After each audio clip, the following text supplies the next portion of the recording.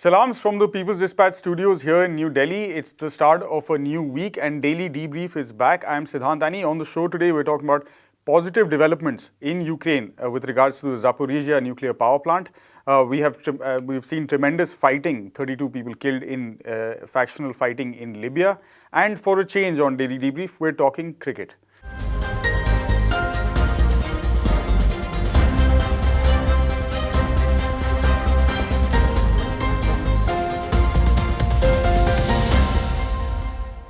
First up, a team from the United Nations nuclear watchdog, the International Atomic Energy Agency, is on its way to Ukraine's Zaporozhye nuclear power plant. The agency's chief, Rafael Grossi, has told us on Monday.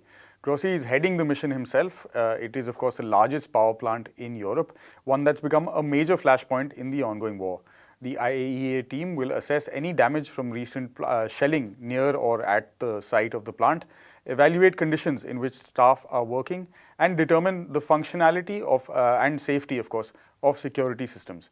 Prabir Purkayastha, NewsClick's editor-in-chief, joins me in studio for more on this.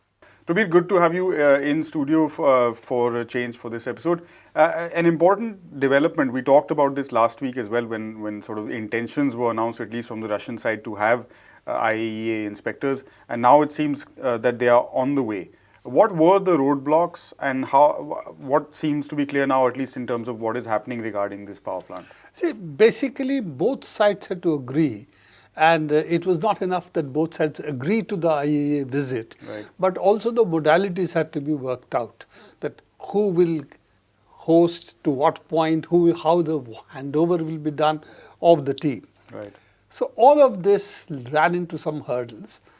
We do not know what the hurdles are, but it does seem that the IAEA wanted to go only via Ukraine with the Ukraine's government support, and somehow the handover part of it was not clear. It was the Russian side who had asked for this in July itself, because the first time shelling had taken place, they had said the plant is being shelled by Ukrainian government, and therefore there is a need for the inspection to see what the damages are. The Ukrainian government has been saying that Russia has planted heavy artillery inside the plant, heavy equipment inside the plant, and is also shelling either the lines or the plant or also the town in which it is located. All these allegations have also been made by Ukraine. This is rather surprising, to say the least, because why would Russia shell the plant which has been under its control for the last 3-4 months is a very difficult thing to understand for anybody. Yeah. And also if it does explode, something happens, then of course they will get the maximum blame. So I think the first step is good, that IAEA team is inspecting the plant. Both sides have agreed. So it's a step back in terms of ratcheting up the tensions. Yeah. So I think that is whichever side was doing it, according to Ukraine-Russia, according to Russia-Ukraine. But logically, it seems that it was really Ukraine who was shelling the plant. Very difficult, as I said, to understand how Russia would shell its own plant. And also, the heavy equipment argument seems to be also difficult to sustain, because, as you know, the eyes in the sky these days. You know, there's enough satellites to take satellite imagery pictures. You know what's happening on the ground as well. So given all this has been more a propaganda war, and also the Western media somehow treating this as if there are two sides to the case. Yeah. Well, in reality, I don't think that's very credible. What the IAEA team, and it seems to be not a very small team that's going. Headed by the chief. Headed by the chief, Grossi, and also it apparently has at least 15 technical people and logistic support. And what Grossi has said in his tweet, he also talked about reaching the plant at the end of the week, but there are indications that there are some people who would be left behind permanently, or at least temporarily, to monitor the plant even after the visit ends. So the whole idea that a nuclear plant can be shelled or the transmission lines can be taken down is an extremely dangerous one. And the fact that the plant is passing through such a phase, it hasn't happened before. Before July, we didn't hear about these issues. So the fact that something has changed in July for this kind of brinkmanship to start, and as I said, it does appear on all evidence that is there that it is the pressure exactly of that, the Ukrainians, which it is the Ukrainians which have taken this escalatory step, perhaps to get IAEA in, perhaps to argue that this whole area should be demilitarized, which is what IAEA, United Nations, is now broaching, and the plant should be handed back to Ukraine Energy Atom, whatever the organization is called, Right. and they should run the plant.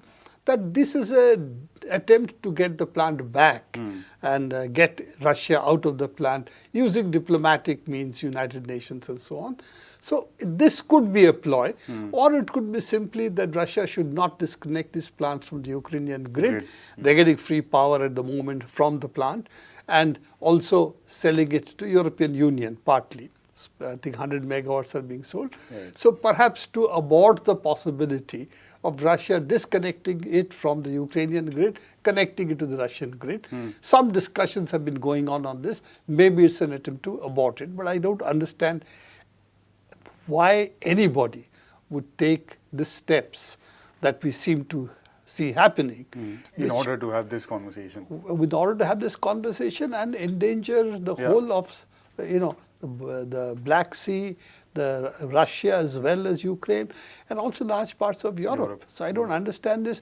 I also do not understand why European Union is not more concerned about what can happen, because they are going to be directly affected as well. Yeah. That was going to be my next question, Praveer. What are Ukraine's European and Western allies what is the role that they are playing in this conversation? And I mean, we of course understood what the media is doing, but on the diplomatic front, how are you reading the situation? Well, the things have become so polarized that whatever Russia is doing, I think the other side, which is really the NATO powers, the United States and the major European players, I'm not going to count the 27 or 29 European Union countries, because some of them are very, very small. So they're not really players. But if you take the major ones, France, European Union players like Germany, Italy, Spain, some of the major ones, then it is very difficult to understand that why they have handed over essentially all conduct of the war to Ukrainian government, which, as we know, has been in bed with fascist forces, the Azov battalion being one of them, and also doing a kind of brinkmanship that is not clear what the outcome is going to be, because there is very little chance of them defeating Russia, as initially they might have thought, because of the financial sanctions and so on. So it seems to be that peace should be back on the table. Europe needs it, Ukraine needs it, of course Russia needs it, and the world needs it. World as well, So why are we not talking about a serious move towards peace, and why this brinkmanship continuously? I fail to understand European Union's position on this, because they are going to be the most hard hit. Whether because of the gas price, electricity price, or if there's a nuclear accident that takes place because of the war in the Zaporozhye plant. So it's very difficult to understand it unless you consider they have now become hostage to either the United States or the Ukrainian government and the Zelensky government, and they don't have wiggle room, having got themselves into this position. So that is one possibility. Other possibility is maybe things are changing, but it's not visible as yet. I hope that is so, and I hope peace moves start sooner rather than later, because war is something which destroys every country's wealth as well as human lives are lost. So I think, and given the nuclear situation, it's an extremely dangerous situation for all of us, and most of course for Ukraine and Russia. Thanks very much, Praveer, for asking that critical question. Why is peace not part of this conversation? That's all the time we have today. Thanks again for joining us. We're moving on now to Libya, where at least 32 people have been killed in the worst fighting in that country in the past couple of years. Heightening fears of an escalation in violence remain high. The country is, of course, split down the middle between two rival governments trying to take control of the oil-rich nation. Armed fighters backing the United Nations recognized government based in Tripoli and forces loyal to rival Prime Minister Fatih Bashaga have been engaged in gunfighting, threatening the civilian population on Friday and spilling into Saturday as well. The fighting took place in the center of the capital, Tripoli. Health Ministry officials also said as many as 160 people were wounded, several of them seriously. Abdul joins me now in studio for more on this developing story. Abdul, good to have you with me in studio today. First up, what are the reports you're getting in terms of the violence that's happening in Libya at the moment? So on Friday, there were initial reports about forces loyal to Fathi Bashagha trying to enter Tripoli. Though there are other forces which are loyal to him and they're already there in the city. And there were other forces from Misrata, nearby city, were trying to enter to support the forces inside city already. Right. Which led to, of course, clashes. Forces loyal to Dababa's, Abdul Hamid Dababa's administration started retaliating, and that led to a kind of violence Friday evening, and which continued throughout the night and on Saturday morning, which led to the killing of, as per the reports in different media, 32 people inside the central Tripoli. And more than 150 people have been injured in this. There were reports that the militias, rival militias, have tried basically to prevent medical staff from reaching the people who were affected by the violence. They tried to attack hospitals and other medical facilities in the region. These are the different reports, and since this is the center of the city where the rich and the posh locality, this also basically created a concern additional concern for the both sides, which finally we see that after soon there was international intervention, which finally led to the end of the violence for the moment. And as per the latest reports, there is by and large calm in Tripoli, but it has also led to the issuance of statement and counter statement blaming each other. In fact, the Beba administration has also issued arrest warrants for the first against all the people who are involved, assuming that involvement of Fathi Bashagha as well. Right. The UN has called for ceasefire, Abdul, and of course for the people in the city of Tripoli, which is, like you mentioned, the capital, and this is a highly populated area right in the center of the city. There are fears that this might escalate into sort of full-blown violence. What is the progress on that front? Are we likely to see some kind of an agreement to keep things calm?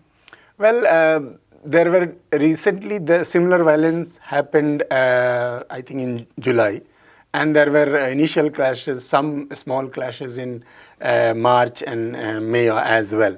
May, in fact, was the first time when Fathi Bashagha tried to enter the city and take control of it. There were talks. After that, there were talks in Cairo, led by UN, of course, but those talks, of course, did not bring any concrete results. And even in at this moment, if you see the statement issued by the rival groups, I don't think there is any talk at this moment which is going to be initiated and there will be a peaceful settlement at this moment. Primarily because it seems that there is a hardening of positions on both sides. Libyan parliament based in Tobruk and the government in Tripoli, earlier they were quite ready to talk and have negotiation. We have seen how in 2020 there was a ceasefire for the first time. Then there were a long set of discussions called Libyan Political Dialogue Forum, which finally led to an agreement which created the Baba government. But we should remember that 18-month period which Libyan Political Dialogue Forum gave to the Baba also expired in June. So, and there has been no further progress so far. There were UN's attempts to basically bring the parties together, have negotiations, as I said in Cairo, did not bring anything.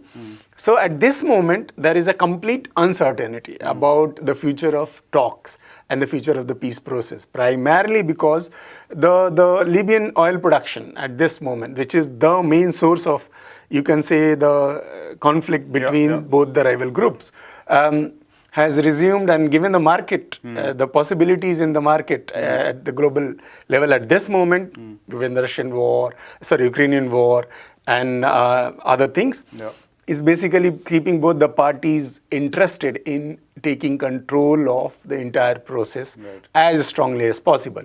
And at this moment, that basically makes us all pessimistic about whether there will be a talk or not. And a tough and protracted struggle then for the people who are living in Libya, of course. Thanks very much for that update, Abdul. And finally, the Asia Cup cricket tournament is underway in the United Arab Emirates. The tournament has recently changed formats, shifting from the older 50-over version of the game to the fast food version of cricket, T20. Asia is, of course, the biggest cricketing continent and one of the sport's biggest derbies. The South Asian derby between India and Pakistan saw another iteration last evening. India won that game, but that's not really the point that we're discussing on the show today. We are, in fact, being joined by Shada Ugra, a veteran journalist who's been writing on the sport for several decades and has reported on the game from every major cricket-playing country. She spoke to me earlier via video conference on why the rest of the world should really care about what's happening in cricket, as well as the sport's ambitious expansion plans. Shada, thanks again for taking the time to join us on Daily Debrief, talking about your favorite sport, but a sport that perhaps much of the rest of the world doesn't follow with as much enthusiasm up until now. There's a grand expansion plan in the works, it seems. We of course, we're pegging it to the news of the India-Pakistan game at the Asia Cup that just happened. If you could just broadly explain to us, firstly, just for those who are not so familiar with cricket, what are the different formats and what exactly is this expansion going to look like? We'll get to that by and by. Hi Siddhant. Yeah, cricket seems a mysterious sport to people who basically don't play it, which is a large amount of the world's population, but India does with a passion. So cricket has three formats. There's one which is the test, the older 5-day format. Then there's another which is compressed into a day, but it lasts about 7-8 hours. And the third one, which is called 2020, lasts about 3.5 hours, which is the one that is going to be used on this expansion plan.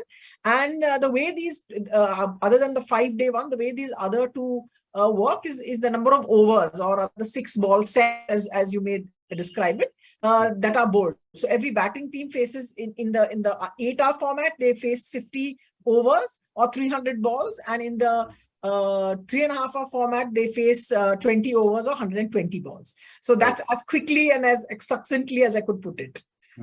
That's pretty well done, I guess. So this is I mean, I was calling it, I'm not meaning to be disparaging, but the fast food version of cricket, as it were. And this current Asia Cup it has shifted from the longer format to this format, and it seems that the people running this sport of cricket, wherever they might be, a large part of them are, of course, in South Asia or from South Asia, are looking at this as the format of choice because of entertainment reasons, television reasons, like you're saying. It's the most compressed of the formats. Seems to be a move. Cricket before now has been largely played between countries, right? So you see England and Australia as major rivalries, India and Pakistan as major rivalries, the West Indies and Australia and England and all of that. But largely sort of the British colonial sort of world was what played cricket. Now we're seeing a move towards some kind of football-based, like club kind of system. Is that accurate? Yeah, I think what's happened is that the shortest format, which is called 2020, which are those 20 overs / 120 balls, because every over has 6 balls.